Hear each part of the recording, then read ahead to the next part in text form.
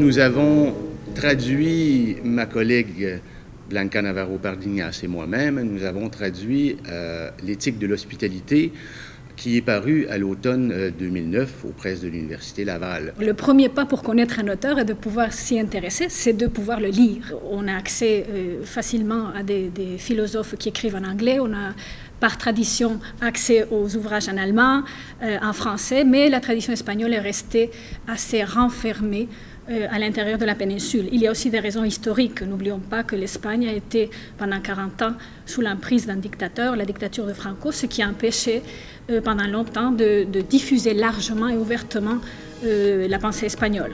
L'hospitalité répond aux caractéristiques de ces expériences éthiques fondamentales qui tissent la vie des êtres humains. Dans l'échange de l'hospitalité se manifeste la première forme d'une humanité générale. Que nous soyons les autres les uns des autres signifie que notre situation dans le monde répond à une structure de la réception et de la rencontre, qu'il existe une liberté pour donner et pour recevoir au-delà des impératifs de la réciprocité. Il y a une certaine supériorité morale des petites manies sur l'autosuffisance, de l'amour vulnérable sur le contrôle et la modération, de la générosité de la passion sur la prudence rationnelle, de l'excès sur la simple réciprocité. L'éthique de l'hospitalité propose non pas une réception passive, mais plutôt une réception active de ce que nous ne choisissons pas.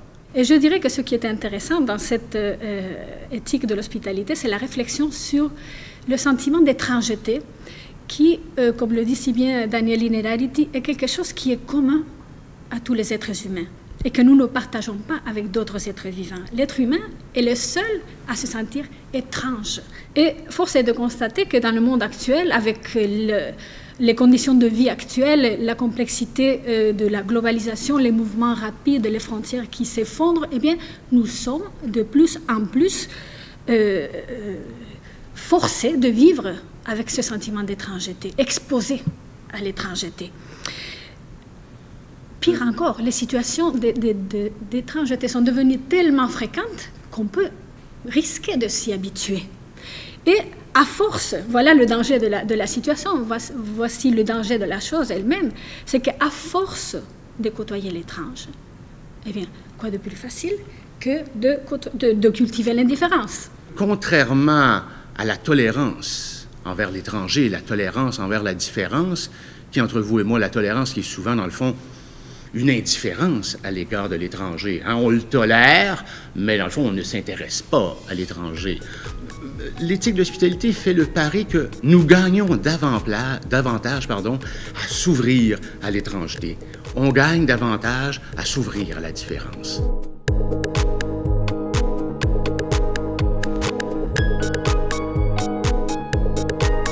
Une des clés pour comprendre le multiculturalisme du 21e siècle, ce serait d'une certaine façon de regarder l'étranger que nous sommes pour l'autre. Nous sommes aussi un étranger pour l'autre. C'est ça l'hospitalité. C'est pas juste dans une direction, c'est dans les deux directions. C'est pas juste je dois reconnaître ta différence, je dois aussi m'offrir comme une différence pour l'autre. Et ça, on l'oublie souvent. Donc, une des clés, disons, pour débloquer les conflits qu'on peut vivre aujourd'hui face au multiculturalisme, c'est se voir soi-même, dans notre propre culture, comme l'étranger de l'autre. Et c'est plus loin que ça, c'est de voir aussi la part, se questionner vraiment sur le multiculturalisme aujourd'hui, c'est de voir, ça implique, l'éthique de l'hospitalité implique de voir qu'en soi-même, il y a aussi un étranger.